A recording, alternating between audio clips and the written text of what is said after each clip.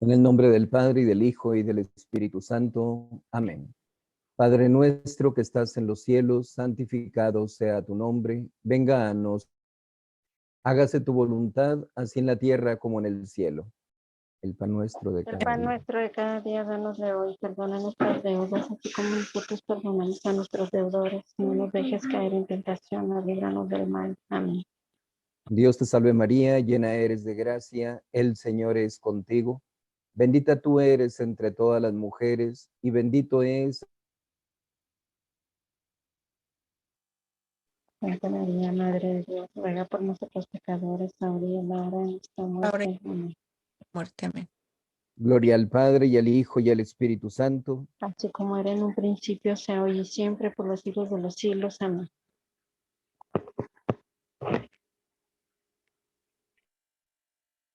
Oh dulce salvación del alma mía. El alma San mía. José, ruega por nosotros. Ruega por nosotros. En el nombre del Padre, y del Hijo, y del Espíritu Santo. Amén. Amén. Muy bien, vamos a compartir la pantalla para que veamos la presentación.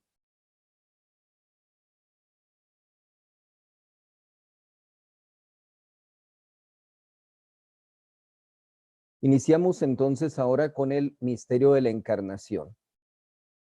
El misterio de la encarnación nos enseña que la segunda persona de la Santísima Trinidad, el Verbo Divino, el Hijo, encarnó, tomó la naturaleza humana, se hizo hombre en las purísimas entrañas de la Santísima. Entonces, de acuerdo a lo que hemos venido estudiando, podemos nos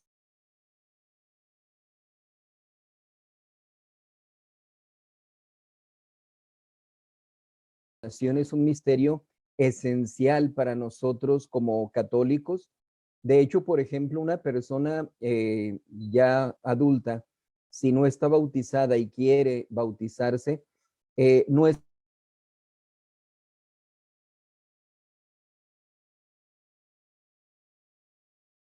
de los misterios principales de la Iglesia Católica para que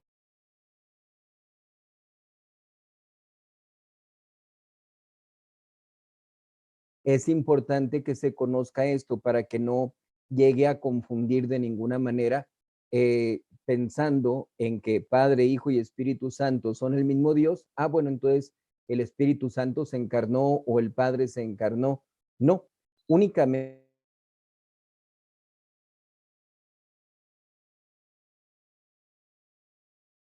Hijo, el Verbo Divino. Entonces, es quien toma la naturaleza humana exclusivamente de las, ya que como sabemos, pues fue concebido por obra y gracia del Espíritu Santo. Entonces, nuestro Señor Jesucristo es Dios desde toda la eternidad.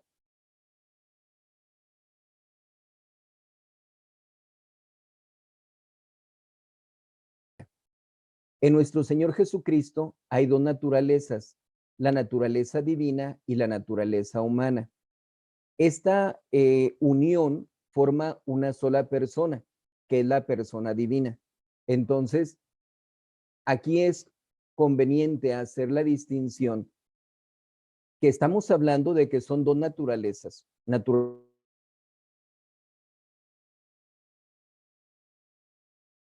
La naturaleza humana se une a esa naturaleza humana. Entonces, de esa unión se forma una sola persona. No son dos personas, sino una sola persona que es la persona divina.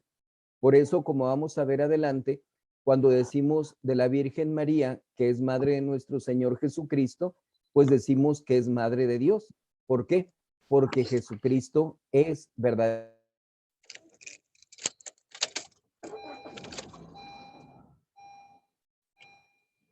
Pues lo vamos a ver ahorita, que nos muestran desgraciadamente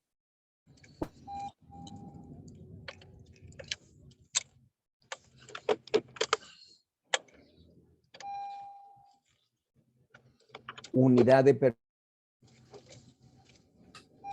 Se está trabajando constantemente.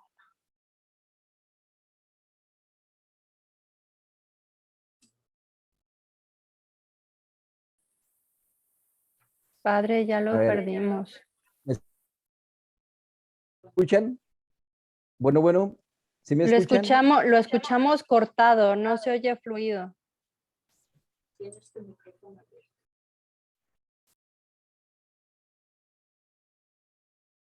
¿Así me escuchan? Sí, parece ser que sí, a ver si en continuidad ya se escucha mejor.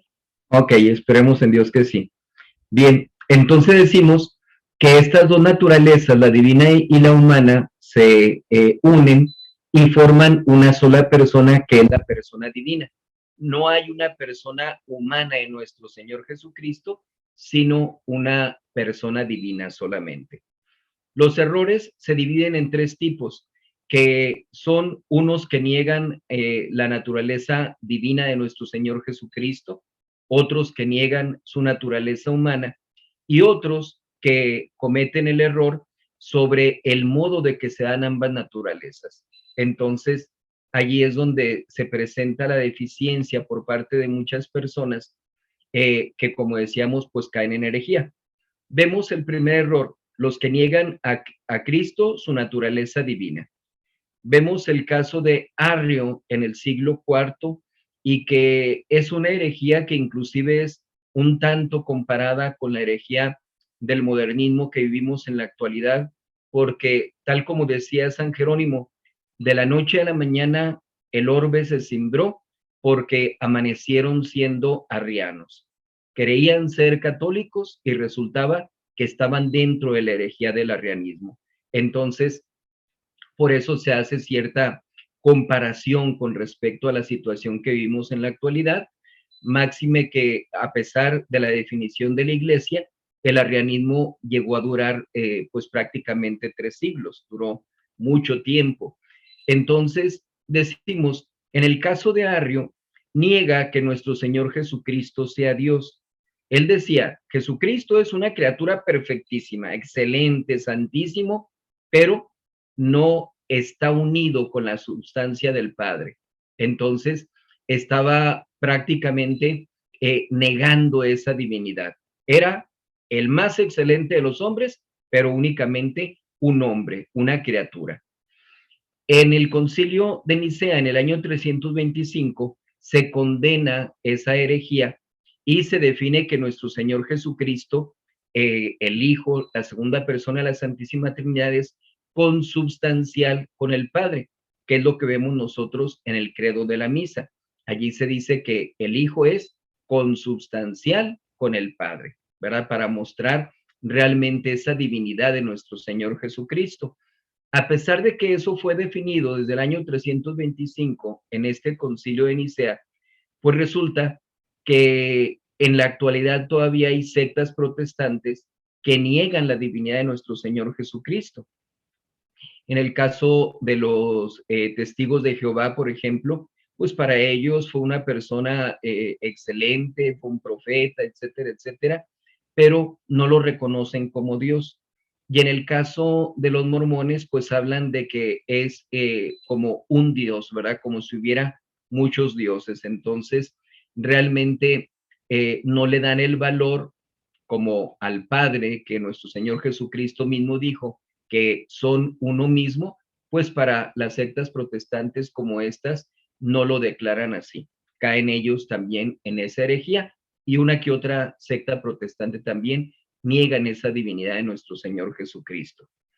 Por otra parte, en los que niegan la naturaleza humana de nuestro Señor Jesucristo, lo vemos en el caso de los gnósticos y algunos otros herejes que decían que nuestro Señor Jesucristo no era verdadero hombre, sino que su cuerpo era nada más ficticio, no era un cuerpo real, era una apariencia como si fuera un fantasma.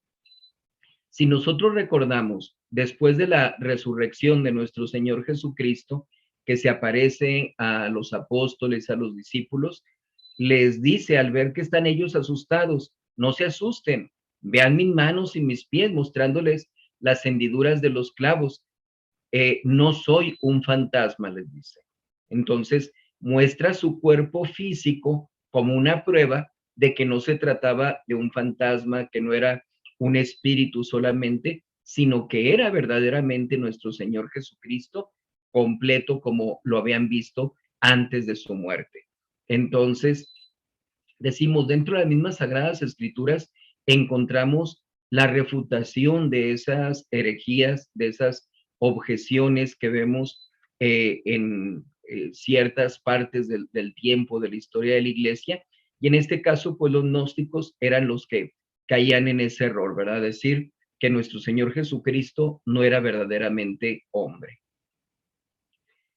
Aquellas personas que yerran, que caen en el error de la apreciación que tienen sobre el modo de juntarse ambas naturalezas, divina y humana, en nuestro Señor Jesucristo, nos encontramos por un lado a Nestorio en el siglo V, que él enseñaba que en Cristo había dos personas, persona divina y persona humana, una para cada naturaleza. Y pues obviamente como consecuencia de ese error, decía que la Santísima Virgen no podía llamarse Madre de Dios, porque, decía él, es madre nada más de la persona humana. Entonces, no consideraba que fuera madre de la persona divina, sino nada más de la persona humana. Por eso decimos, esto fue condenado en el Concilio de Éfeso en el año 431, mostrando que no puede hablarse de dos personas, ¿verdad? ¿Qué es lo que pasa? Si hablamos de dos personas, pues estamos hablando de una yuxtaposición, estamos hablando de que están conviviendo dos seres distintos en uno mismo. Entonces, eso es imposible, no lo podemos catalogar de esa manera. En este caso, sabemos nosotros que se trata de una sola persona, que es nuestro Señor Jesucristo, y esa persona pues es la persona divina. No hay una persona humana. Por otra parte, tenemos el caso de Eutiques. Él profesó el error opuesto. Él decía que en Cristo no había sino una naturaleza, porque la naturaleza humana había sido absorbida por la naturaleza divina. Daba él el ejemplo, como el océano absorbe una gota de agua, ¿sí? Se tiene el mar, se echa una gota de agua, pues ahora esa gota de agua pertenece a todo ese mar. Entonces, decía, lo mismo pasa con nuestro Señor Jesucristo. Su naturaleza humana es absorbida por la naturaleza divina y solamente hay una naturaleza. Entonces, si eso fuera cierto, pues realmente nuestro Señor Jesucristo, en todo lo que fue su pasión y su muerte, pues hubiera sido un sufrimiento divino. Y prácticamente eso significaría que no hubo sufrimiento y por lo tanto no habría mérito. Entonces, no habría obra de la redención, ¿sí? Porque, como decimos, pues quien llega a padecer es nuestro Señor Jesucristo en su naturaleza humana. Su naturaleza humana es la que pasa por toda su pasión, la que sufre todos aquellos tormentos. Entonces, si no existe esa naturaleza humana, pues entonces ya no es el ser humano el que está reconciliándose con Dios. Por eso decimos, desde el pecado original, a pesar de todos los sacrificios que se hacían de las reses, los machos cabríos, las becerras, etcétera, las mortificaciones, penitencias, todo eso que ellos hacían, pues realmente era estéril, no les servía para poder merecer el perdón de Dios nuestro Señor, no se podía reconciliar. ¿Por qué? Porque la pura naturaleza humana, pues no se puede comparar con Dios nuestro Señor. Entonces, en esas condiciones, esos sacrificios pues eran insignificantes, irrelevantes para poder merecer el perdón de Dios. Pero cuando nuestro Señor Jesucristo toma la naturaleza humana, ahora sí, el hombre realiza un acto satisfactorio ante Dios nuestro Señor. Por esa razón, la naturaleza humana tiene que existir en nuestro Señor Jesucristo, porque esa naturaleza es la que tiene que padecer, es la que tiene que merecer y nos tiene que dar la redención. el perdón de nuestros pecados. Entonces, por eso decimos, este error fue condenado en el Concilio de Calcedonia en el año 451. Hubo otros herejes que enseñaron que aun y cuando nuestro Señor Jesucristo había dos naturalezas, divina y humana, solamente había una sola voluntad, que era la voluntad divina. Una refutación muy sencilla que damos a eso la encontramos cuando nuestro Señor Jesucristo está en el huerto de los olivos. Ya sabemos perfectamente qué es lo que pasa, que nuestro Señor Jesucristo, estando allí, está sufriendo, está padeciendo, y luego dice, Padre, si es posible que pase de mí este cáliz sin que yo lo beba, ¿sí? Está de alguna manera mostrando su voluntad humana, ¿sí? Si es posible, haz que pase de mí este cáliz sin que yo lo beba. Entonces, está mostrando de esa manera que se está resistiendo a ese momento del sufrimiento, a ese lapso de todos los tormentos que va a pasar a lo largo de, pues, ese triduo sacro, ¿verdad?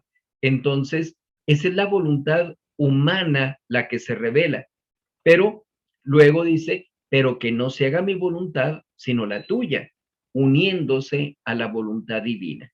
Entonces, se dan ambas voluntades en nuestro Señor Jesucristo, tanto la voluntad humana como la voluntad divina, ¿sí?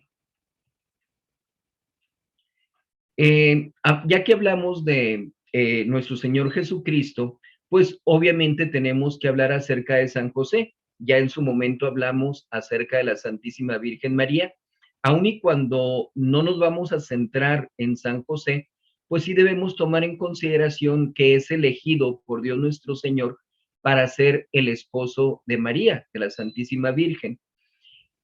San José fue descendiente de David. La escritura sagrada le llama el justo.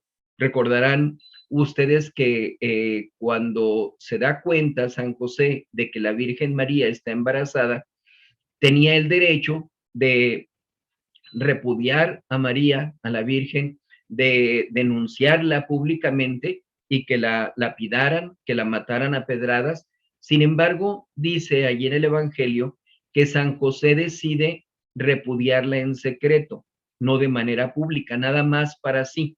¿Por qué? Porque dice, porque él era un hombre justo. Esta frase dirigida hacia San José, porque él era un hombre justo, es muy importante. ¿Por qué? Porque eso significa que era un varón de eximia santidad. Si nosotros vemos, por ejemplo, en las Sagradas Escrituras, hay una frase que dice preciosa in conspectu Domini, mor santorum eius. Preciosa es ante los ojos de Dios la muerte de sus santos. Y algunos traducen, preciosa in conspectu Domini, mors justorum eius.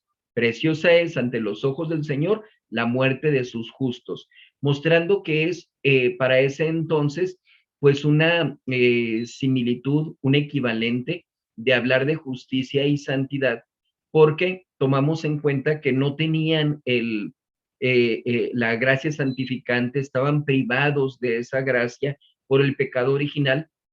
Entonces, que una persona permaneciera en esa justicia, pues era un grado heroico, ¿verdad? Era realmente una persona muy santa, porque sin tener la gracia santificante, podían ellos obrar con esa justicia, con esa caridad, etcétera.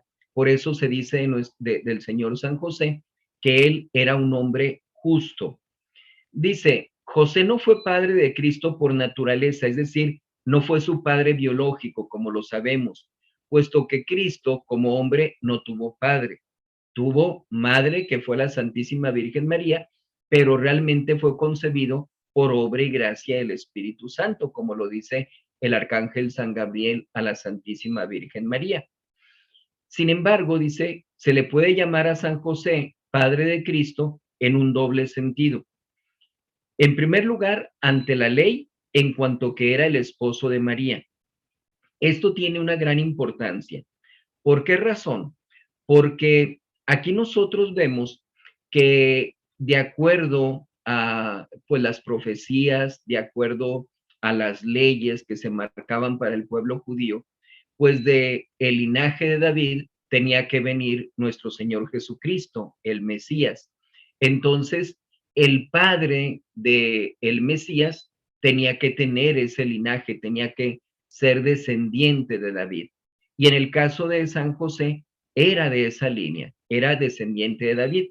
Por eso, si recuerdan, cuando se marca por parte del César que se haga el padrón electoral, el padrón de los habitantes, pues se marca que tienen que ir a la tierra de donde son originarios. En este caso, San José y la Virgen María vivían en Nazaret y entonces se tienen que dirigir a la tierra de Belén para que allí puedan ellos empadronarse. Entonces, eso era porque tanto San José como la Virgen eran de la tierra, de la descendencia de David, pero realmente lo que importaba para aquel entonces, pues era el linaje del hombre, no de la mujer. Así es de que, por eso es muy importante que ante la ley, San José fuera el padre de nuestro Señor Jesucristo, porque él era descendiente de David. Decimos también en el caso de la Santísima Virgen María, también era de esa descendencia, pero pues para el pueblo judío eso no se tomaba en consideración. En segundo lugar, por el amor y cuidado que tuvo con el divino niño, a quien prestó los servicios del más cariñoso de los padres.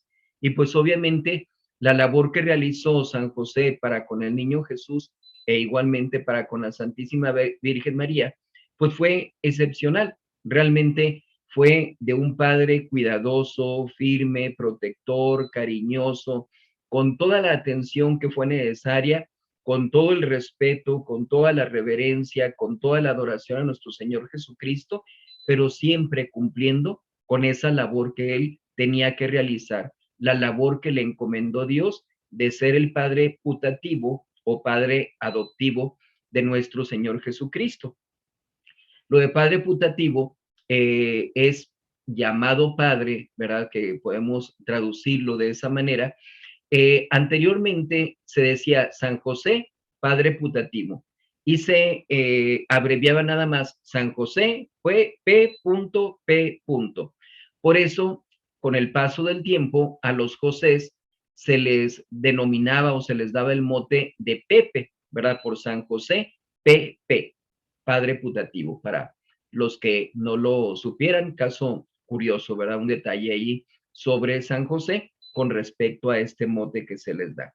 Entonces, decimos San José, tanto por ley como por ese cariño, por ese cuidado, pues era padre de nuestro Señor Jesucristo, aun y cuando no fue padre biológico, padre por naturaleza. Ahora, hablamos acerca de la vida de nuestro Señor Jesucristo. La vida de nuestro Señor se divide en dos tipos: vida privada u oculta y la vida pública. En cuanto a la vida privada o vida oculta, son los 30 años transcurridos principalmente en Nazaret, desde el nacimiento de nuestro Señor hasta el momento de su bautismo.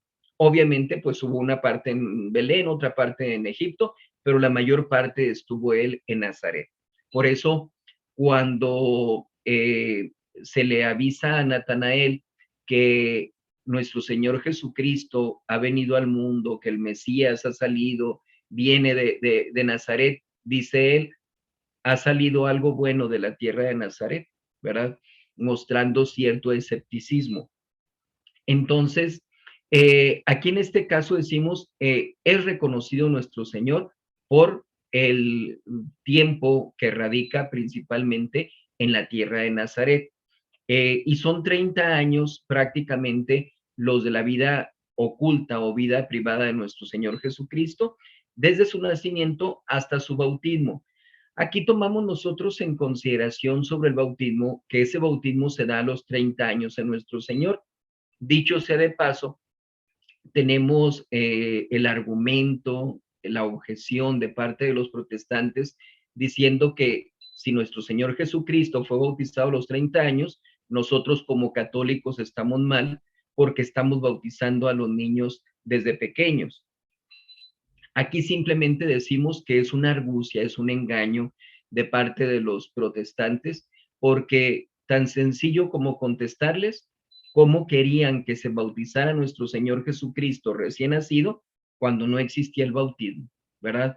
El que empieza a bautizar es San Juan Bautista, y pues San Juan Bautista era primo de nuestro Señor Jesucristo, que nada más era 6 meses de edad mayor que nuestro Señor.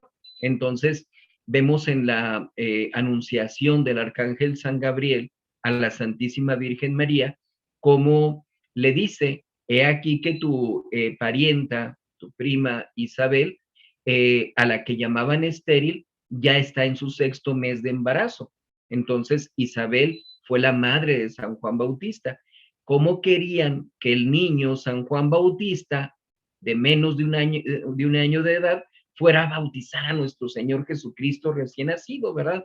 Es un absurdo eso, nada más. Entonces, nuestro Señor Jesucristo se bautiza a los 30 años de edad, porque es cuando bautiza San Juan Bautista, pero lo hace por otros fines, ¿verdad? Porque al final de cuentas, el bautismo de San Juan Bautista no es el mismo que tenemos nosotros. Y lo vemos en los Hechos de los Apóstoles, como cuando los apóstoles van a una comunidad, se encuentran con que les dicen que ya fueron bautizados, y ellos preguntan, pero ¿cómo fueron bautizados? Se les hacía raro, pues, si no habían pasado por allí. Entonces ellos le dicen, es que recibimos el bautismo de Juan el Bautista. Y entonces le dicen ellos, no, el bautismo que tienen que recibir es el de Jesucristo. Así es de que los bautizan, no decimos nuevamente porque realmente el otro bautismo no había sido válido, ¿verdad? Ya no tenía validez para ese momento, y estamos hablando del tiempo de los apóstoles. Entonces, nuestro Señor Jesucristo nos viene a dejar un bautismo nuevo, y es el bautismo que nosotros recibimos. Entonces, de los principales acontecimientos que se dan en la vida oculta de nuestro Señor Jesucristo, pues obviamente es su nacimiento, ¿verdad? En Belén, como sabemos, la circuncisión, y aquí complementamos lo que decimos del bautismo. Ciertamente nuestro Señor Jesucristo no fue bautizado siendo recién nacido porque no existía el bautismo, pero sí fue circuncidado, y simplemente fue otro niño que fue circuncidado para aquel entonces, ¿verdad? Que no tuvo realmente mucha relevancia. Entonces, hubiera sido lo mismo si existiera bautismo en aquel entonces, hubiera sido otro niño más que fue bautizado. Sin embargo, el que nuestro Señor Jesucristo ya a los 30 años se bautice siendo una persona adulta, siendo que ya inicia a partir de allí con su vida pública, pues es una relevancia completamente distinta. Entonces, en este caso decimos, se da la circuncisión de nuestro Señor Jesucristo, y allí los protestantes no reclaman, ¿por qué lo circuncidaron si apenas tenía 8 días de nacido, como dice el Evangelio? No, allí no dice nada, ¿verdad? Entonces, en este caso, se da la circuncisión de nuestro Señor Jesucristo a los 8 días de nacido. Se da la adoración de los magos, ¿verdad? Que es la Epifanía, donde se da la manifestación del niño Jesús como Dios para ser adorado, para recibir esos dones de parte de los Reyes Magos, que como hemos dicho anteriormente, ni eran reyes ni eran magos, pero así los conocemos popularmente. Se dio la huida a Egipto cuando Herodes el Grande, viéndose burlado por parte de los Reyes Magos, los sabios de Oriente, pues él manda matar a todos los niños más o menos de esa edad, entre 2 y 5 años de edad, para matar al niño Jesús. Pero San José es avisado por el ángel en sueños y huye hacia la tierra de Egipto para salvar al niño Jesús. Y posteriormente se da la pérdida del niño Jesús y el hallazgo, el encuentro del niño en el templo a la edad de 12 años. que está, como sabemos, entre los doctores y los doctores asombrados de las preguntas que hacía el niño Jesús. Aquí tomamos en consideración que el niño Jesús en ese momento estaba haciendo preguntas, los hacía dudar.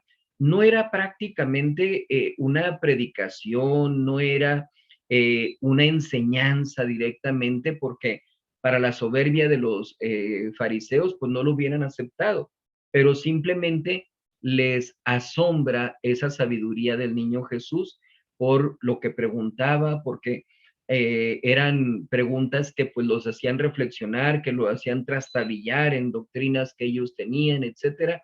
Entonces, es más que nada eso lo que sucede en ese momento con nuestro Señor Jesucristo a la edad de 12 años.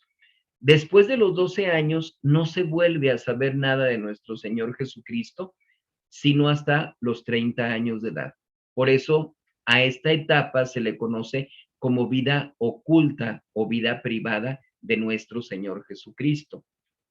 Entonces, decimos, a los 30 años empieza la vida pública de nuestro Señor. Son los 3 últimos años de la vida de nuestro Señor Jesucristo, de los 30 a los 33, donde empieza a predicar el Evangelio nuestro Señor Jesucristo. ¿Cuáles son los principales acontecimientos que se dan de este tiempo, de la vida pública de nuestro Señor? En primer lugar, como decíamos, pues el bautismo, ¿verdad? Que San Juan Bautista le confiere ese bautismo y que es la primera vez que se revela en el Nuevo Testamento el misterio de la Santísima Trinidad. Porque una vez bautizado nuestro Señor Jesucristo, se abren los cielos, se escucha la voz del Padre Celestial que dice: este es mi Hijo muy amado, en quien tengo puestas todas mis complacencias. Escuchadle. Esa es la voz del Padre Celestial. La gente que estaba allí, la multitud de personas que acudían para ser bautizados por San Juan, pues todos ellos escucharon la voz del Padre Celestial. En aquel tiempo, pues no pueden decir, alguien está por ahí escondido con un micrófono o algo por el estilo, nada que ver. Entonces, todos los que estaban allí, pues se sorprendieron y se asombraron, estaban impresionados de escuchar la voz del Padre Celestial. Este es mi Hijo muy amado. ¿Quién? Pues hay un rayo que cubre a nuestro Señor Jesucristo, un rayo de luz del sol, y baja el Espíritu Santo y se coloca sobre la cabeza de nuestro Señor. Entonces, allí estaba ya señalado nuestro Señor Jesucristo como el Hijo de Dios Padre y el Espíritu Santo que baja en forma de paloma. Entonces, toda aquella multitud de la que hablamos, todos lograron presenciar la manifestación de las 3 divinas personas, Padre, Hijo y Espíritu Santo. Otro acontecimiento es, una vez que se bautiza nuestro Señor, se va al desierto y realiza allí el ayuno durante 40 días y 40 noches, es decir, 40 días completos. Estando allí con ese ayuno, está en oración, termina con ese ayuno y es tentado por el demonio en 3 ocasiones. Obviamente nuestro Señor Jesucristo nos muestra el amor a la oración, el amor al sacrificio, la necesidad que tenemos de esos medios y cómo combatir al demonio, cómo con esa prontitud y con esa tranquilidad se tiene que vencer al demonio. Entonces, aquí nuestro Señor Jesucristo es tentado en el desierto por el demonio y obviamente pues sale victorioso. Los milagros que realiza nuestro Señor Jesucristo, que prueban su divinidad, ya que el milagro únicamente lo puede hacer Dios nuestro Señor. Ya lo hemos explicado en otras ocasiones, ni la Virgen, ni los ángeles, ni los santos pueden hacer milagros. Solamente son intercesores ante Dios para que sea Dios quien obre esos milagros. Entonces, los milagros son obrados por nuestro Señor Jesucristo, por lo tanto, es una demostración de que Él es Dios, ¿verdad? Vemos cómo en el ejemplo que se da del milagro de la resurrección del hijo de la viuda de Naín, nuestro Señor Jesucristo le dice al joven, joven, yo a ti te digo, levántate. No le está diciendo a Dios nuestro Señor, a su Padre Celestial, Padre, Dios, Señor, por favor, que resucite este joven. No, joven, yo a ti te digo, levántate. Entonces esos milagros demuestran la divinidad de nuestro Señor Jesucristo. Y finalmente, de la vida pública de nuestro Señor, pues son obviamente su pasión y su muerte, ¿verdad? Con lo que viene a realizar la obra de la redención. Entonces, allí vemos todo lo que incluye la vida pública de nuestro Señor Jesucristo. Nuestro Señor Jesucristo es un gran santo, ¿verdad? Es una santidad inminente la que tiene nuestro Señor. Dice, Cristo fue varón de eminente santidad y dechado perfecto de todas las virtudes. Por eso vemos cómo, pues Él se pone como ejemplo ante los apóstoles y les dice, ejemplo os he dado, para que como yo obré, obréis también vosotros, como diciéndoles, así como yo he obrado con santidad, así también ustedes tienen que obrar con la misma santidad.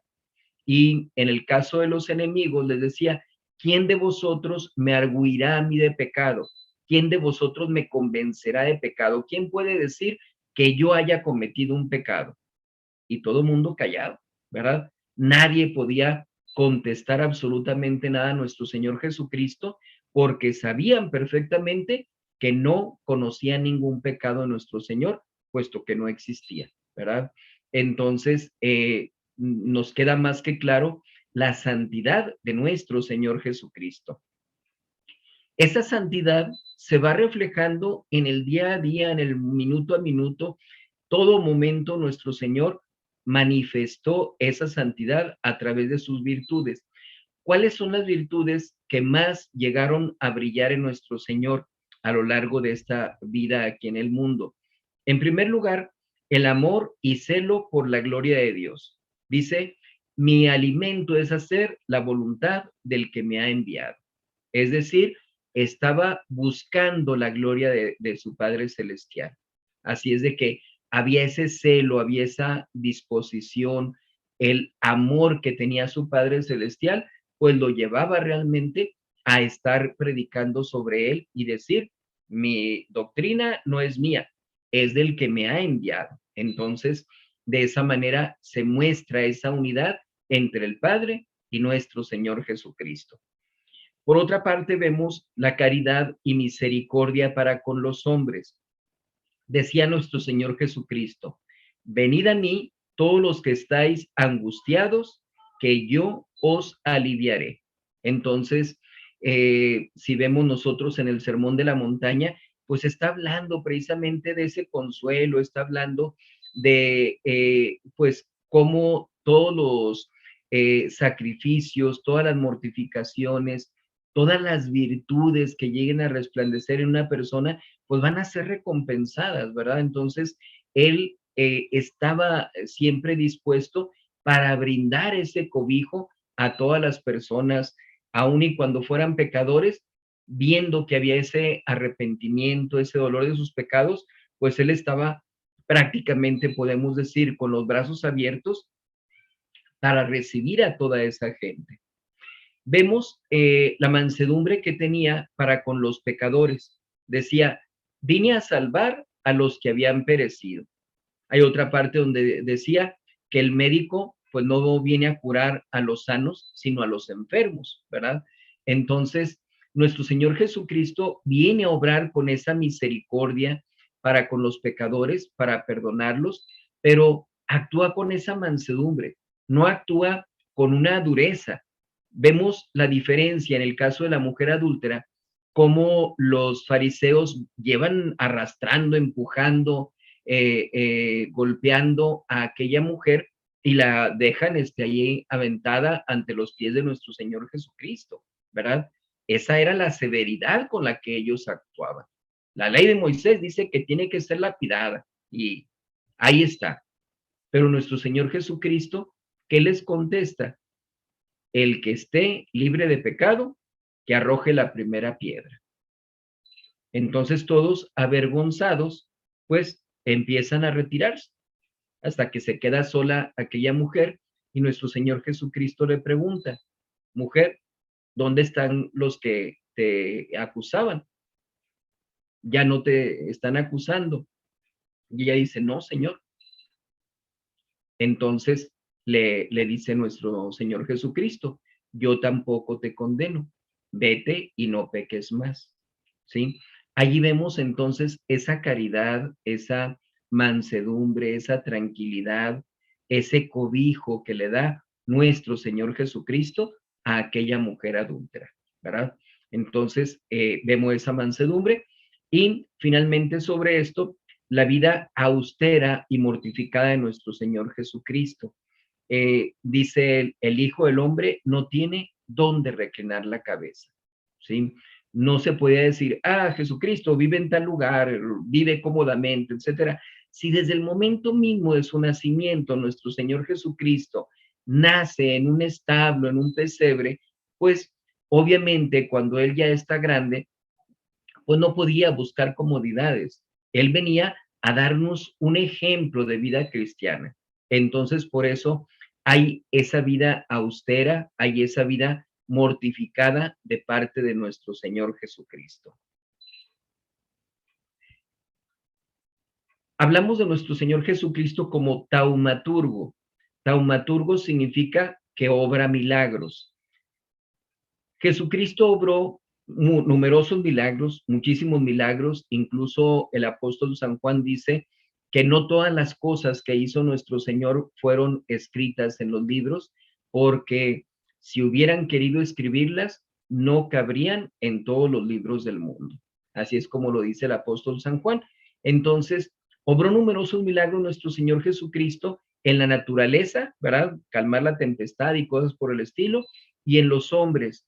Milagros que, como hemos dicho, prueban la divinidad de nuestro Señor Jesucristo. Fueron milagros, en primer lugar, fáciles de comprobar. Eran hechos palpables, eran hechos sensibles. Esta persona está leprosa, ya está limpia. Esta persona es paralítica, ya camina. Esta persona está ciega, ya ve. Eran cosas evidentes, eran cosas palpables, verificados a la luz del día y delante de numerosas personas. No se andaba escondiendo para hacer los milagros nuestro Señor, sino que conforme se le presentaran las personas, obraba esos milagros.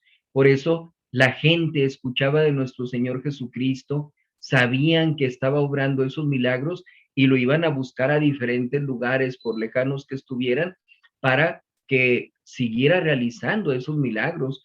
Les llevaban enfermos, les llevaban personas que necesitaban de esos milagros que obrara nuestro Señor Jesucristo. Son hechos evidentemente sobrenaturales.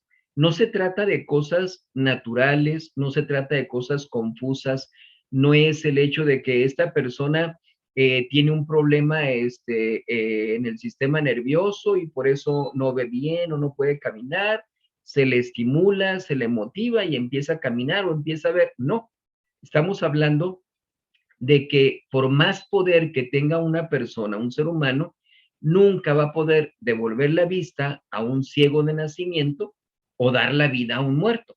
Son cosas que definitivamente sobrepasan la naturaleza. Entonces, siendo hechos evidentemente sobrenaturales, pues es como son catalogados como milagros. Y son milagros tan manifiestos que nadie los pudo negar, ni siquiera sus más encarnizados enemigos. Nadie podía negar que nuestro Señor Jesucristo había realizado todos esos milagros. Por eso, cuando nuestro Señor Jesucristo está en la cruz, ¿qué decían los judíos? Pudo salvar a otros y no se salva a sí mismo. Entonces está reconociendo que ha salvado a otros, ¿verdad? Que les ha curado, que les ha resucitado, etcétera. Entonces, ellos mismos estaban reconociendo esa divinidad de nuestro Señor Jesucristo. Nuestro Señor Jesucristo, obviamente, pues es maestro también. Nuestro Señor Jesucristo se presentó como maestro de una doctrina nueva que le llamó Evangelio, Buena Nueva o Doctrina del Reino de Dios. De los puntos más sobresalientes nos encontramos con el dogma de la creación, providencia y amor de Dios para con los hombres en cuanto a Dios, ¿verdad? Porque siendo Dios, participa junto con el Padre y el Espíritu Santo de la creación de toda la naturaleza, de la providencia, de darnos a nosotros, a sus criaturas, todo lo que necesitamos y de manifestarnos el amor que nos tiene. Entonces, en cuanto a Dios, tenemos esas manifestaciones de parte de nuestro Señor Jesucristo. En cuanto a esa doctrina, esos dogmas que nosotros conocemos, de las enseñanzas que nos ha dejado nuestro Señor. Por otra parte, nos encontramos con el amor a Dios y al prójimo. Este es un fundamento de la ley dada por Dios nuestro Señor. Amarás a Dios con todo tu corazón, con toda tu alma y con todas sus fuerzas, y al prójimo como a ti mismo, ¿verdad? Entonces, de esa manera está dejando esa enseñanza, el amor a Dios por encima de todas las cosas y el amor al prójimo como consecuencia del amor que se le tiene a Dios. Entonces, es una doctrina que nos deja nuestro Señor Jesucristo. Muestra también ese magisterio que tiene nuestro Señor Jesucristo al hablarnos acerca de la importancia de la salvación. ¿De qué le sirve al hombre ganar todo el mundo si pierde su alma? Mostrándonos lo más importante es salvar nuestra alma. No tengan miedo de los que pueden mandar el cuerpo a la muerte, o los que puedan matar el cuerpo. Tengan miedo de los que pueden matar el alma y enviarla a la ajena del infierno. Entonces, esa es la peor cosa que le puede pasar a uno, es la máxima preocupación que debe tener uno, y por eso la principal ocupación es en buscar nuestra salvación eterna. Así es de que nos muestra o nos enseña nuestro Señor la importancia que tiene que busquemos por encima de todo la salvación eterna. Y nos habla acerca de la necesidad de la oración, la vigilancia, el vencimiento propio. Dice, velad y orad para que no entréis en la tentación. Entonces nos muestra que tenemos que estar con la debida vigilancia, estar al pendiente siempre para poder rechazar las tentaciones, y debemos estar en oración para que nos mantengamos en esa unión con Dios y podamos resistir inmediatamente cuando se presentan las tentaciones. Y dice, el que quiera venir en pos de mí, niéguese a sí mismo, tome su cruz y sígame. Entonces hay ese vencimiento propio, ¿verdad? Niéguese a sí mismo. Y en otra parte dice, el reino de los cielos se alcanza con violencia. No con violencia hacia los demás, no con violencia física, sino con violencia hacia nosotros mismos. Violentar nuestra propia voluntad. Ir en contra de nuestras inclinaciones, nuestras pasiones, para que pueda enseñorearse nuestra alma sobre nuestro cuerpo. Entonces, como maestro, pues nos enseña toda esta doctrina nuestro Señor Jesucristo. Es el fundador también de una nueva religión, ¿sí? La religión de donde proviene nuestro Señor Jesucristo, donde nace Él, la religión que se profesaba, pues era la religión del judaísmo. Sin embargo, nuestro Señor Jesucristo viene a completar y perfeccionar aquella antigua religión en lo que se refiere al dogma y a la moral. ¿Qué decía nuestro Señor? Se os ha dicho, pero yo os digo, ¿verdad? Mostrando, esto se les dijo antes, pero ahora yo les voy a decir esto, como diciendo, esto es lo más importante. No he venido a abolir la ley, sino a perfeccionarla. Entonces, es lo que viene a hacer nuestro Señor Jesucristo, a perfeccionar todo lo que se daba anteriormente para que pudiéramos seguir ese mensaje de Dios nuestro Señor ya en esta nueva religión que nos trae. Nuestro Señor Jesucristo fundó una nueva religión en el sentido de que la modificó, la religión del judaísmo la modificó totalmente con respecto al culto. Estableció un nuevo sacrificio. ¿Qué decíamos? Anteriormente, sacrificios de los holocaustos, los machos cabríos, las becerras, etcétera, eran los sacrificios que se daban anteriormente.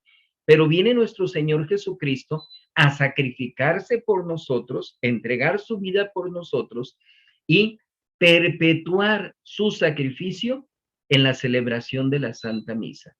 Realizándose la misa, pues está realizando continuamente ese sacrificio. Entonces, tenemos un nuevo sacrificio, ya no de animales, ya no de plantas, sino del cuerpo y la vida de nuestro Señor Jesucristo. Un nuevo sacerdocio.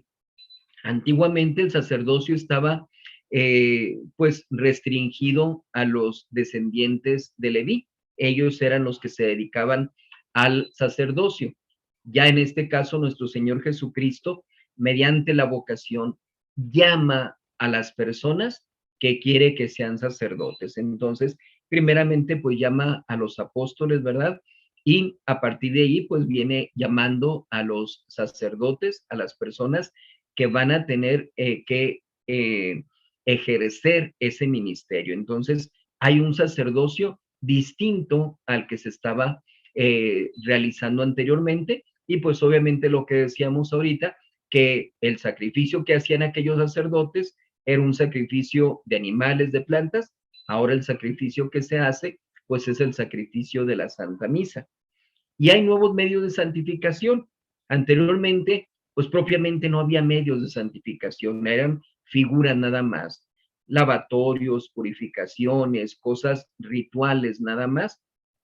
En nuestro caso, sí tenemos verdaderamente medios de santificación, que son los sacramentos principalmente.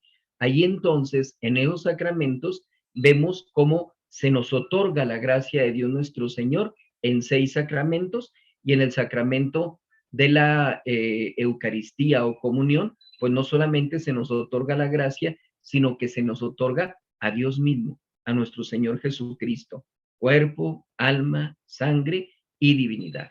Entonces, allí recibimos a nuestro Señor Jesucristo verdaderamente, completamente. Así es de que tenemos nuevos medios de santificación. Y abolió las antiguas ceremonias, ¿verdad? Ya aquello ya no tenía importancia y desde el tiempo de nuestro Señor Jesucristo, pues había la molestia de parte de los fariseos. ¿Por qué no guardan el descanso? ¿Por qué están ellos actuando en contra de lo que marca la ley de Moisés, etcétera? Y decía, al esposo lo tienen con ellos y es tiempo de felicidad. Ya vendrá el tiempo en que no tengan el esposo y tendrán que sufrir, pero ahorita no tienen por qué pasar por mortificaciones. Tienen al esposo, tienen a nuestro Señor Jesucristo con ellos, ¿verdad? Entonces, abolió ese tipo de ceremonias antiguas que se daban. También cambió por completo la autoridad y gobierno de la sociedad religiosa, confiándolo a la iglesia establecida por él. Entonces, deja la estructura de la iglesia católica, nuestro Señor Jesucristo, para que sea diferente a lo que se daba en lo que se refiere a la autoridad y el gobierno por parte del pueblo judío en aquel entonces. Y en cuarto lugar, se dice, ordenó que su evangelio no fuera patrimonio exclusivo del pueblo judío, como había sucedido con la religión mosaica, sino que se predicara en todo el universo. Id y bautizad a todas las naciones en el nombre del Padre y del Hijo y del Espíritu Santo. Entonces, anduvieron por todo el mundo los apóstoles predicando el evangelio y aceptando a cualquier persona, no nada más a los judíos. Y lo vemos desde el Concilio de Jerusalén, ¿verdad? Como San Pablo era el apóstol de los gentiles, San Pedro aceptaba que acercaran gentiles, pero había otros que no estaban de acuerdo de los primeros cristianos. Se forma ese Concilio de Jerusalén. Cuando se llegan primero San Pablo y San Pedro. San Pablo llega con muchos gentiles y está conviviendo San Pedro con ellos. Luego empiezan a llegar los demás que eran provenientes del judaísmo y se retira San Pedro de ellos. Y entonces le reclama a San Pablo, estabas conviviendo con ellos y no había ningún problema, pero nomás llegan estos y ahora te retiras. A ver, ¿qué pasó allí? ¿Verdad? Como diciéndole, tienes que ser de una sola pieza, no debes estar con ese tipo de ambigüedades. O los aceptas o no los aceptas. Y pues máxime que el Espíritu Santo señaló a esas personas bajando sobre ellos, como dijo San Pedro, ya Dios ha hablado, ¿verdad? El Espíritu Santo ha bajado sobre ellos, ¿cómo los voy a rechazar yo? Entonces se da la aceptación de todos los gentiles y pues a partir de allí se da la predicación en todo el mundo para absolutamente toda persona. Escogió para que le ayudaran en la fundación y sostenimiento de la nueva sociedad religiosa, es decir, de la iglesia, a los 12 apóstoles. Durante esos 3 años de la vida pública, nuestro Señor Jesucristo los está instruyendo. Y antes de que se dé su ascensión a los cielos, pues les confía la misión de ir y predicar el evangelio a todo el mundo, ¿verdad? Para que se diseminara la religión católica por todo el orbe. Nuestro Señor Jesucristo es el Hijo de Dios, ¿verdad? Y por lo tanto es Dios.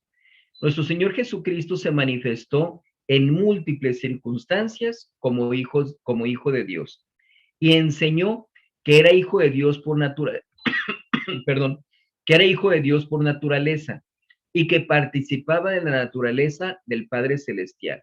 Decía él en el Evangelio de San Juan, mi Padre y yo somos una misma cosa, ¿sí? Y si se fijan ustedes, hay una distinción que hacía nuestro Señor Jesucristo cuando hablaba del Padre Celestial, diciendo, mi Padre y vuestro Padre, ¿sí? No decía él nunca, nuestro Padre, nuestro Dios, nuestro Señor, no. Hay algunos que dicen, pero es que en el Padre Nuestro sí dice, no, espérame. En el Padre Nuestro le está diciendo a los apóstoles, cuando oren, háganlo así, diciendo Padre Nuestro que estás en los cielos. Pero es la recomendación para los apóstoles y con ellos obviamente a todos nosotros, pero no está incluyéndose él en una misma filiación como nosotros. La filiación de nuestro Señor Jesucristo es por naturaleza y la de nosotros es por adopción, por la gracia santificante. Entonces, por eso decimos, esta distinción que hace nuestro Señor es muy importante. Y dice él que él conoce a su Padre. Si no lo conocería, sería mentiroso como ustedes. Y les dice, yo conozco a mi Padre, ese que ustedes dicen que es vuestro Dios y que no lo conocen. Entonces, más claro no se puede, ¿verdad? Más claro ni el agua. Nuestro Señor Jesucristo les está mostrando, mi Padre es su Dios. Entonces, pero ustedes no lo conocen. Entonces, es muy claro nuestro Señor al mostrar que Él es hijo del Padre por naturaleza y que el Padre de nuestro Señor Jesucristo es Dios para nosotros, ¿verdad? Entonces, obviamente para todo mundo. En realidad, la causa principal de la pasión y muerte de nuestro Señor Jesucristo fue precisamente esta, que afirmó que Él era Dios. Cuando los fariseos van a apedrear a nuestro Señor Jesucristo, les dice nuestro Señor, ¿por cuál de las obras buenas que he hecho es por las que me van a apedrear? Y sin embargo ellos le dicen, no te vamos a apedrear por las obras buenas que haces, te vamos a apedrear porque tú dices ser Dios, ¿verdad? Entonces, de esa manera, vemos claramente que eso era lo que les causaba ese odio, esa molestia a aquellas personas. No podían aceptar que nuestro Señor Jesucristo dijera que Él era Dios. Cuando Caifás conjura a nuestro Señor Jesucristo. Ya no se oye, padre. Me está poniendo aquí, dice. Sí, se escucha. ¿Sí escucha bien? Sí. Sí, me puso se escucha, padre. un mensaje diciendo que hay inestabilidad en el internet, pero parece que ya se quitó ese mensaje. Entonces decimos, cuando Caifás le dice que si él es el Hijo de Dios, nuestro Señor Jesucristo le contesta, tú lo has dicho, yo soy.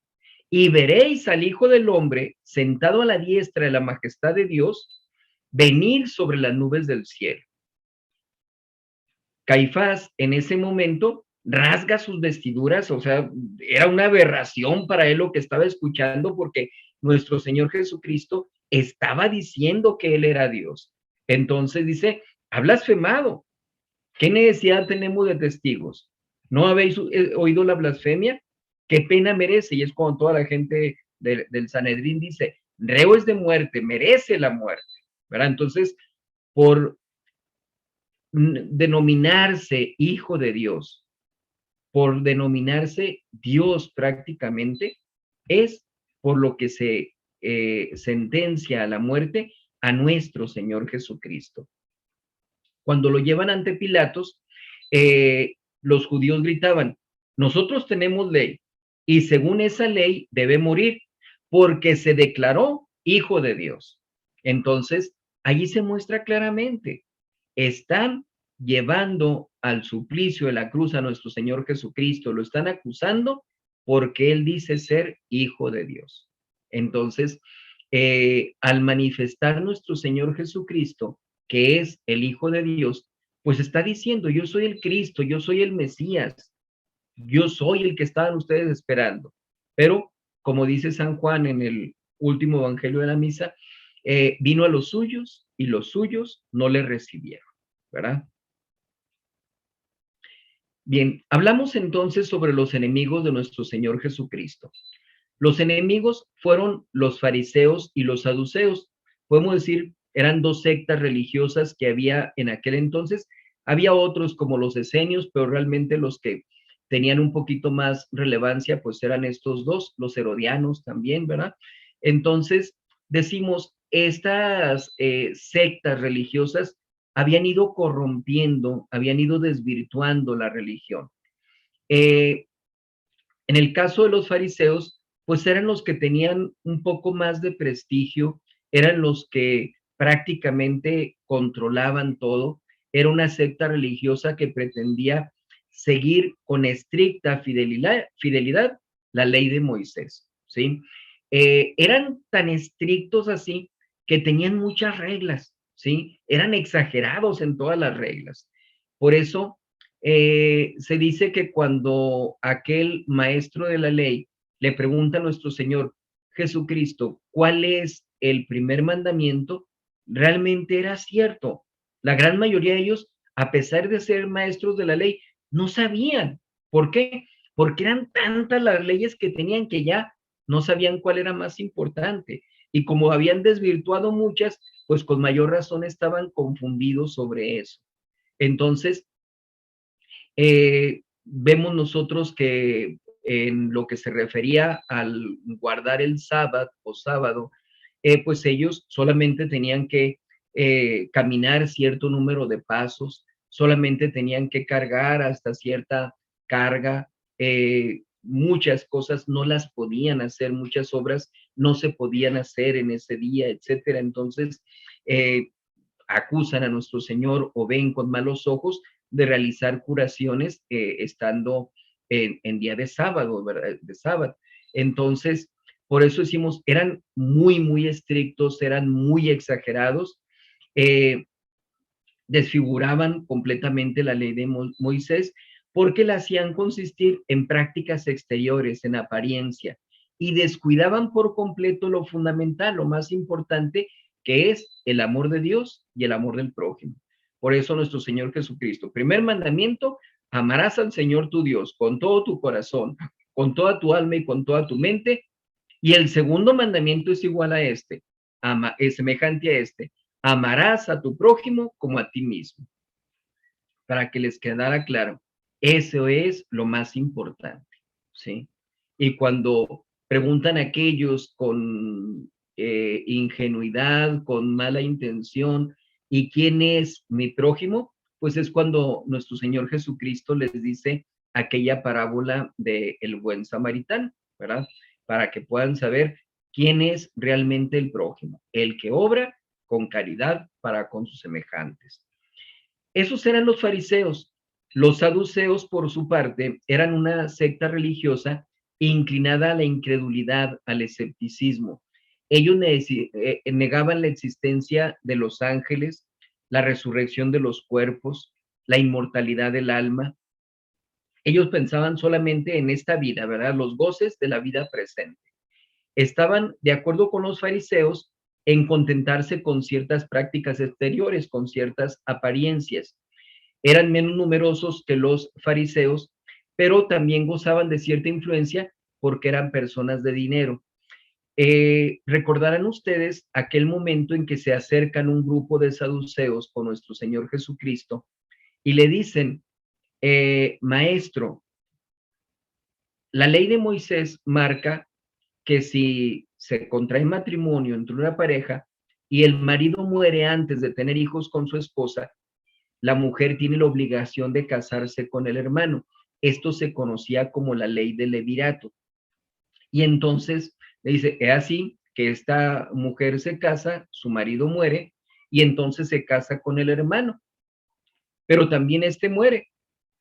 La mujer llega a casarse con los 7 hermanos y los 7 mueren sin tener hijos con ella. Entonces, en el más allá, ¿de quién va a ser esposa esta mujer si se casó con los 7 y con ninguno tuvo hijos? ¿Verdad?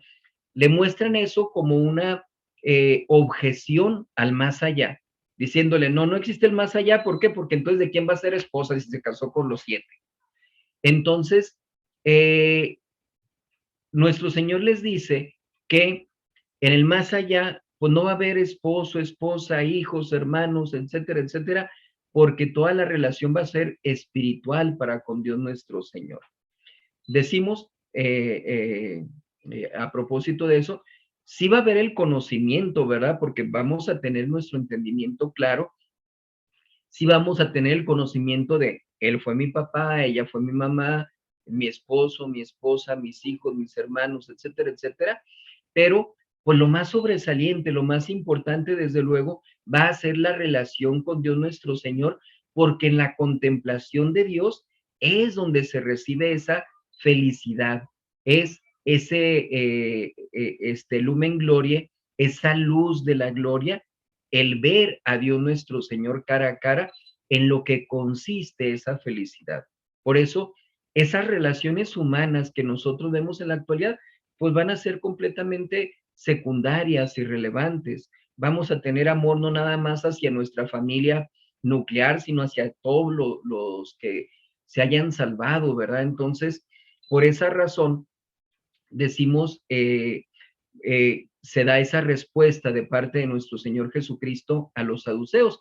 Les comento este caso, este pasaje del Evangelio, para que podamos identificar bien quiénes eran los saduceos. Entonces, allí vemos estas sectas eran pues enemigas de nuestro Señor Jesucristo. Hablamos ahora de la vida paciente de nuestro Señor. Paciente significa de padecer, de pasión, ¿verdad? No que actuara con mansedumbre, sino hablamos acerca de la pasión de nuestro Señor. La pasión tuvo lugar en Jerusalén, capital de Judea. Esta era una provincia del Imperio Romano y estaba gobernada por Poncio Pilatos. Recordamos, Poncio Pilatos estaba como gobernador de Jerusalén. Nos encontramos con este Herodes que estaba encargado del pueblo judío, pero él venía de Edom, ¿verdad? Que él era idumeo, y es la profecía que se da que cuando el cetro salga de Judá, es entonces cuando va a venir el Mesías. Sale de Judá y llega a los idumeos, que es en este caso Herodes, y es por eso cuando llega la venida de nuestro Señor Jesucristo. Entonces, estamos en ese contexto histórico y geográfico cuando se da la pasión de nuestro Señor Jesucristo. En este caso, se empieza la pasión con la oración de nuestro Señor en el huerto de los olivos. Allí es donde nuestro Señor Jesucristo empieza con el sufrimiento. Nuestro Señor, como se dice, y se ha visto a través de diversas revelaciones, en ese momento, por la mente de nuestro Señor Jesucristo pasan todos los sufrimientos que va a tener Él y aparte todos los pecados que va a seguir cometiendo la humanidad, como mostrándole, tú vas a sufrir todo esto, ¿y de qué va a servir si todos estos seres humanos van a seguir pecando, van a seguir ofendiéndote a ti y a tu Padre y al Espíritu Santo? ¿Verdad? Entonces, hay un sufrimiento tan grande de nuestro Señor Jesucristo en cuanto a hombre que llega a sudar sangre, que de acuerdo a muestras de parte de los médicos, estudios que ellos hacen, dice, solamente en personas extremadamente sensibles y que tienen un gran sufrimiento, es cuando llega a darse ese sudor de sangre. Entonces, ya desde ese momento en el huerto de los olivos es cuando se da la pasión de nuestro Señor Jesucristo. Luego viene la traición de Judas Iscariote, que lo entrega a sus enemigos con un beso, ¿verdad? Dice nuestro Señor, Judas, con un beso entregas al Hijo del Hombre, ¿verdad? Entonces se da esa traición, los enemigos se apoderan de nuestro Señor Jesucristo y como criminal lo llevan amarrado, golpeándolo, escupiéndolo, burlándose de él para llevarlo a casa de Anás y Caifás. Nuestro Señor Jesucristo comparece entonces ante 4 tribunales, 2 religiosos que fueron presididos por Anás y Caifás. Primero los llevan ante Anás y Caifás. A ver, aquí están ellos, ¿verdad? Y es entonces donde ellos interrogan a nuestro Señor Jesucristo. Luego se junta al Sanedrín las personas que alcanzaron en esas horas de la noche y los que les convenía, porque a José de Arimatea y a Nicodemo no los mandan llamar, ellos no estaban presentes en ese momento. Y entonces se hacen esos 2 tribunales religiosos, presididos ambos por Anás y Caifás. Y son 2 tribunales civiles, que son el de Pilatos, lo llevan ante Poncio Pilato en la mañana muy temprano, que él era, como decíamos, gobernador de la Judea, y entonces allí Poncio Pilatos dice, pues no encuentro ninguna culpa. Se da cuenta de que nuestro Señor Jesucristo es Galileo, ¿verdad? Que es de la tierra de Nazaret, y lo manda entonces con Herodes, hijo de Herodes el Grande, que fue el que mandó a asesinar a todos los niños, y lo manda para que sea él quien lo enjuicie. Entonces, es el 4º tribunal al que se presenta nuestro Señor Jesucristo. Así es de que en ese 4º tribunal, Herodes, pues se encuentra con que nuestro Señor Jesucristo no le contesta absolutamente nada, ¿sí? En lo que se da de interpretación de ese pasaje se dice que era una persona lujuriosa, que era una persona impura, que no era una persona honesta, y por eso nuestro Señor ni siquiera se digna a levantar su vista ante él, ¿verdad? No le dirige ninguna palabra, como lo hizo con Poncio Pilatos, ¿verdad? Entonces, una vez que se burla de nuestro Señor Jesucristo, lo manda de regreso a Poncio Pilatos, donde finalmente llega a ser sentenciado a muerte por ese acoso de parte de los judíos. Nuestro Señor Jesucristo sufrió toda suerte de oprobios y sufrimientos. Fueron situaciones terribles. Vemos nosotros el suplicio de la cruz. La crucifixión del Señor se verificó en el Calvario o el Gólgota, ¿verdad? Dependiendo del idioma. Nuestro Señor llevó sobre sus hombros la pesada cruz y varias veces cayó en el camino. En el Vía Crucis vemos nosotros 3 caídas, pero se piensa que fueron más. En el Vía Crucis, pues nada más se colocan esas 3 caídas para que no se extienda tanto el Vía Crucis, ¿verdad? Y pues era mucha la sangre que había perdido desde el huerto de los olivos, como decíamos nosotros antes. Entonces, iba extenuado, iba agobiado, iba agotado nuestro Señor Jesucristo. Cuando llega al Calvario, le quitan sus vestiduras, lo desnudan absolutamente. Nosotros vemos que en los crucifijos le amarran un manto ahí alrededor de la cintura. En la realidad no lo tenía, estaba completamente desnudo. Entonces, se dice que de esa manera nuestro Señor Jesucristo, como no podía él caer en esos pecados, ni siquiera tener tentaciones de impureza, como una forma de perdonarnos nuestros pecados de impureza, pues pasa por esa vergüenza de estar completamente desnudo en la cruz, ¿verdad? Entonces, lo tienden sobre la cruz, clavan sus manos y sus pies con gruesos clavos, que se dice que más o menos de largo eran unos 18 centímetros de esos clavos, y lo elevan en alto, ¿verdad? Lo ponen ya crucificado. Tanto entre los romanos como entre los judíos, la crucifixión era el suplicio más cruel e ignominioso, más vergonzoso que existía, que era reservado a los peores criminales, los más vulgares, los más graves que se podían presentar en aquel entonces. Y nuestro Señor Jesucristo quiere padecer todo eso para someterse a la mayor afrenta y humillación por nosotros, por cada uno de nosotros. Cuando nosotros meditemos sobre la pasión y muerte de nuestro Señor Jesucristo, debemos meditar, Él padece todo eso por mí. Ni siquiera tenemos que decir por nosotros los hombres, porque si yo hubiera sido el único que hubiera pecado, por mí hubiera padecido todo eso. Entonces, todos esos sufrimientos de nuestro Señor Jesucristo fueron por todos y cada uno de nosotros, ¿sí? Desde que muere nuestro Señor Jesucristo en la cruz se convierte en un objeto de amor, de gloria y de bendición. De amor, porque es el símbolo de nuestra redención. Ese es el instrumento por el cual nuestro Señor Jesucristo nos saca del estado de pecado para darnos la oportunidad de alcanzar la salvación. De gloria, porque la llevan los papas y los reyes, mostrando ese esplendor de esa cruz.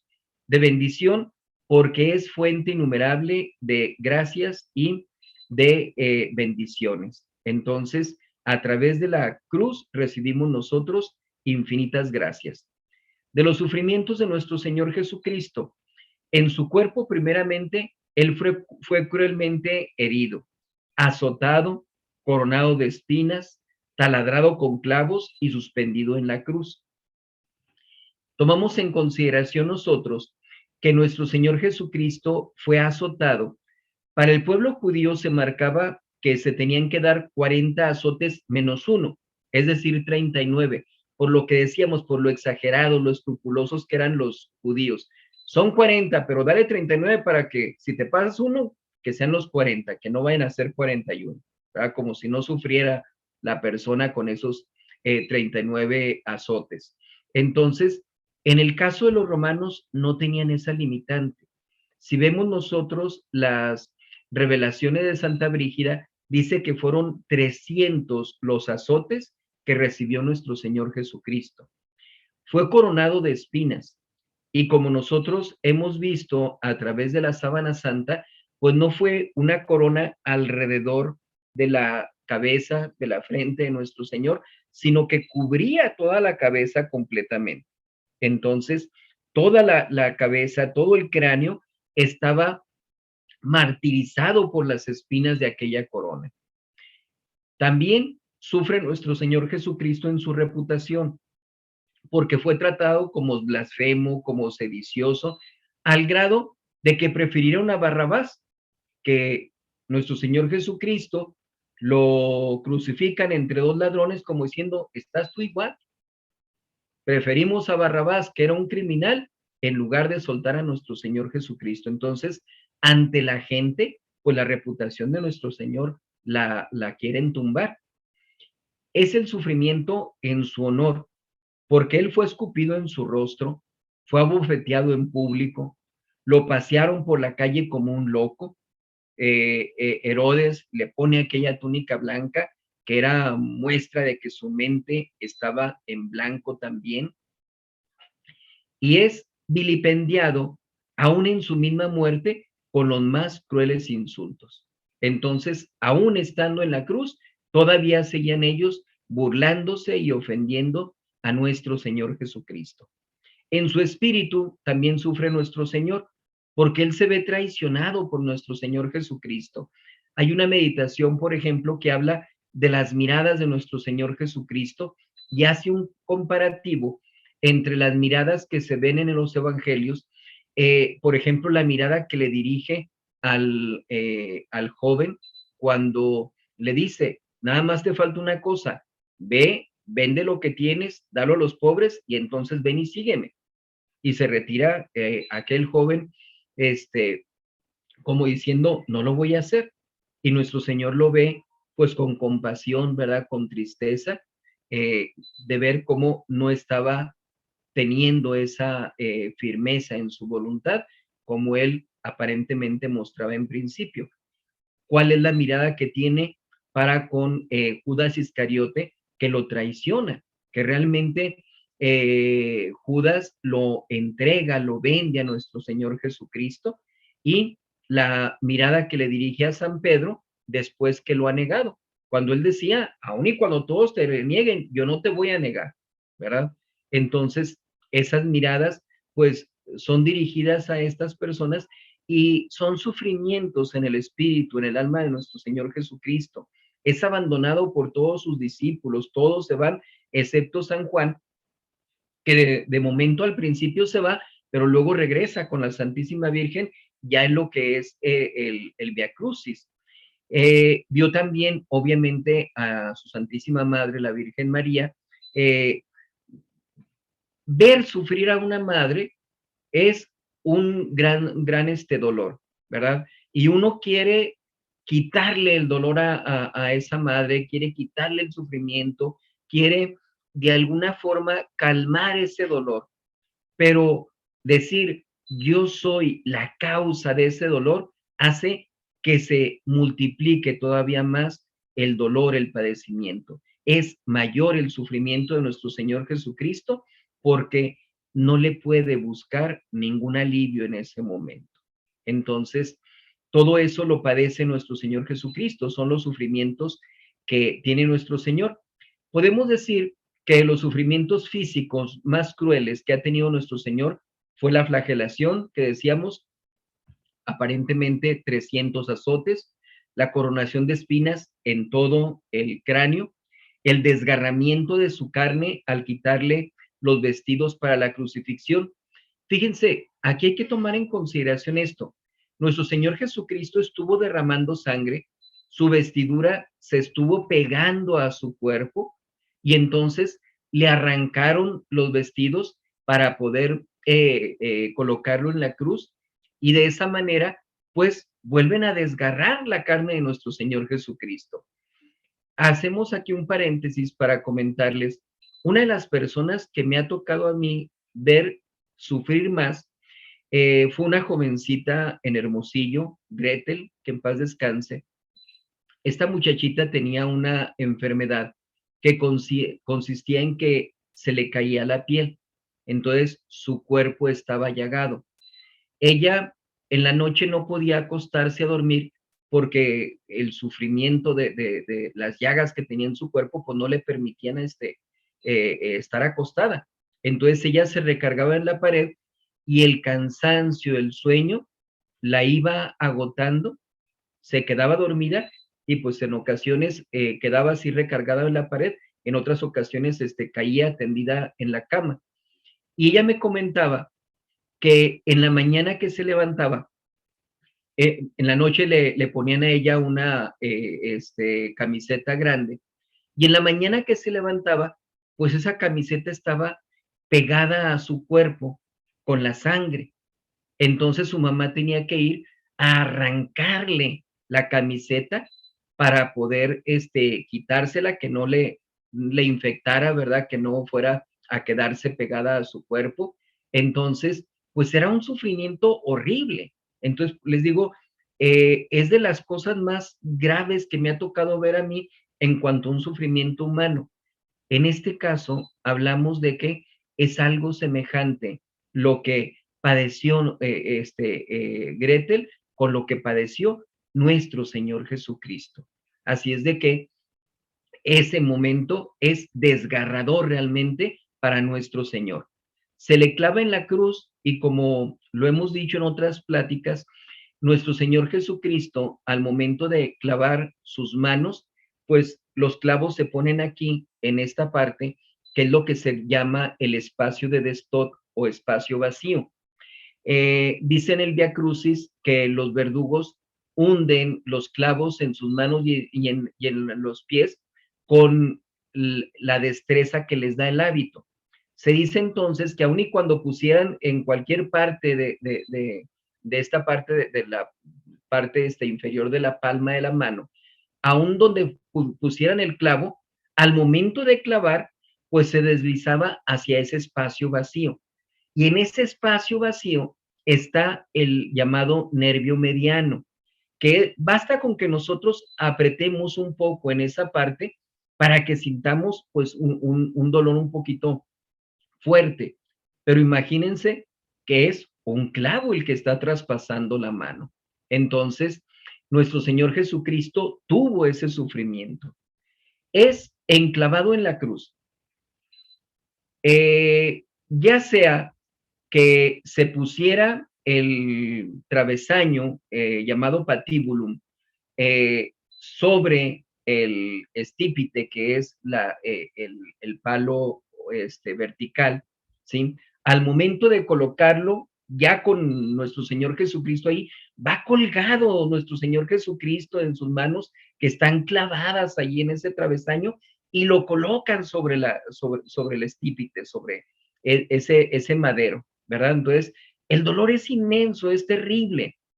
La otra forma, porque decimos, son las dos versiones, que no se ha definido a ciencia cierta cómo se dio esa situación de la cruz de nuestro Señor. La otra es, estaba la cruz completa, se clava nuestro Señor, se levanta la cruz y entonces hay un hoyo donde va a ponerse la cruz.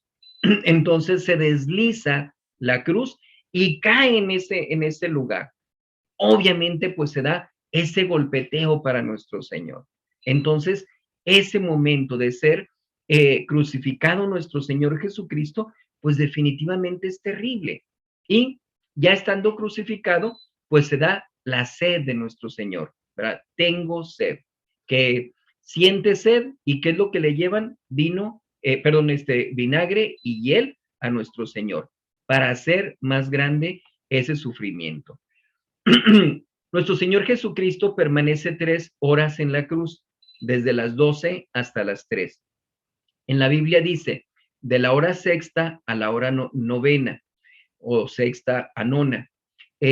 Recordamos que el día empezaba a las 6. Por eso, si es desde la hora sexta, 6 más 6 son las 12.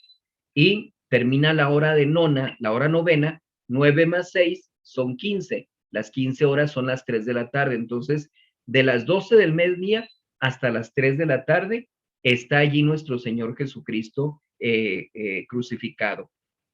En ese momento de la muerte de nuestro Señor, se rasga el velo del templo. El velo cubría la parte del Sancta Sanctorum, que era el lugar donde solamente el sumo sacerdote podía hacer el sacrificio, podía entrar y nadie más, todos quedaban fuera. Pues ese velo fue rasgado mostrando esto ya no sirve para nada, ¿verdad? El sol se eclipsó, se dio la oscuridad, tembló la tierra, se rompieron las piedras, se abrieron tumbas, resucitaron muertos, fueron vistos por toda la gente. Todo eso fueron manifestaciones de la naturaleza que prueban la divinidad de nuestro Señor Jesucristo. Por eso el centurión dijo, verdaderamente este era el Hijo de Dios. Entonces, de esa manera podemos nosotros